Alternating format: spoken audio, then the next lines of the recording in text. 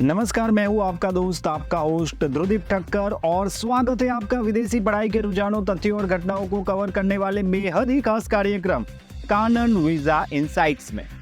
Ontario province में कॉलेजों को प्रोविंशियल एटेस्टेशन लेटर यानी कि पाल का ज्यादा हिस्सा दिया गया है। हाल ही में जारी किए गए आंकड़ों के मुताबिक ओंटारियो सरकार ने कॉलेजों को कुल एलोकेशन का 84% हिस्सा प्रदान किया है, जबकि यूनिवर्सिटी को 16% हिस्सा मिला है। विशेषज्ञों का कहना है कि ये कदम कनाडा सरकार द्वारा कुशल श्रमिकों की कमी को दूर करने की रणनीति का हिस्सा हो सकता है। कॉलेजों अक्सर उस कार्यक्रमों की पेशकश करते हैं जो नौकरी के बाजार की मांग के अनुरूप होते हैं। कनाडा में नर्सों की भारी कमी और सरकार इस कमी को दूर करने के लिए कई उपाय कर रही है। कनाडा में नर्सों की भारी कमी के कारण स्वास्थ्य सेवा प्रणाली पर दबाव बढ़ रहा है। इस समस्या से निपटने के लिए कनाडा सरकार ने कई उपाय किए हैं। सरकार अंतर्राष्ट्रीय शिक्षा संस्थानों के साथ साझेदारी कर रही है ताकि इंटरनेशनल स्टूडेंट को कनाडा में नर्सिंग की डिग्री हासिल करने में मदद मिल सके। सरकार अनुभवी नर्सों के लिए इमिग्रेशन प्रक्रिया को आसान बनाने पर और साथ ही नर्सिंग कार्यक्रमों में पढ़ाई करने वाले स्टूडेंट्स के लिए वित्तीय सहायता प्रदान करने पर भी विचार कर रही है। ऑस्ट्रेलियाई सरकार ने किया नए वीजा नियमों का ऐलान। ऑस्ट्रेलियाई सरकार ने मुख्य रूप से 2 बदलाव की घोषणा की है। अब स्टूडेंट वीजा धारकों को अपनी पढ़ाई के दौरान ऑस्ट्रेलिया के बाहर अधिकतम 12 महीने गुजारने की अनुमति होगी। पहले यह सीमा 17 महीने की थी और पोस्ट स्टडी वर्क वीजा के लिए योग्यता मापदंडों में थोड़ा बदलाव किया गया है। कुछ विशेष क्षेत्रों में डिग्री हासिल करने वाले स्टूडेंट को अब लंबे समय तक वीजा मिल सकता है।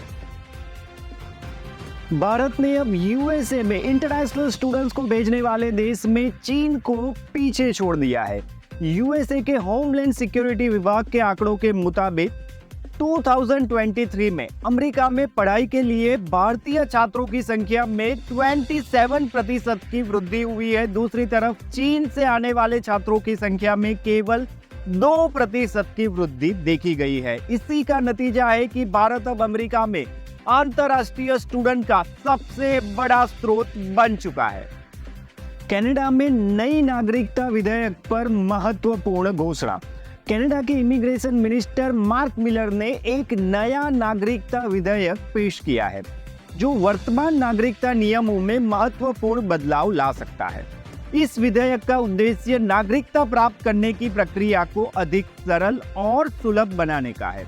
इस विधेयक के तहत नागरिकता के लिए आवेदन करने की प्रक्रिया को डिजिटल रूप से अधिक सुलभ और तेज बनाने पर जोर दिया जाएगा। नागरिकता परीक्षा को और अधिक समावेशी और स्पष्ट बनाने के लिए बदलाव किए जाएंगे, जिससे आवेदनकर्ताओं को परीक्षा पास करने में आसानी होगी।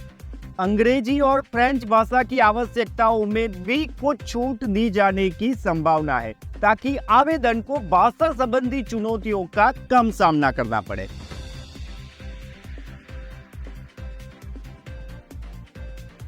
तो चलिए अब जान लेते हैं कि ये खबर भारतीय स्टूडेंट्स को कैसे प्रभावित कर सकती है।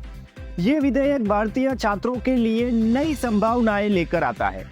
स्टडी समाप्त करने के बाद यदि स्टूडेंट कनाडा में बसना चाहते हैं तो उनके लिए ये नए विधेयक के तहत उन्हें नागरिकता प्राप्त करने में कम समय लगेगा। पिछले वर्ष की तुलना में नागरिकता के लिए आवेदन करने वाले भारतीय छात्रों की संख्या में 20% की वृद्धि देखी गई है। भारतीय छात्र की नागरिकता आवेदन की सफलता के दर में भी 15% की बढ़ोतरी हुई है, जो नए विधेयक के लागू होने के बाद और भी बढ़ने की संभावना है।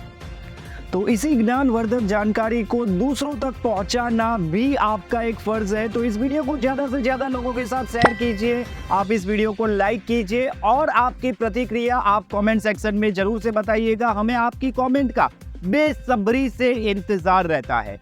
तो चलिए आज के लिए बस इतना ही। Thank you very much for spending your most valuable time with us and all the very best for your bright and enlightened future. Thank you very much.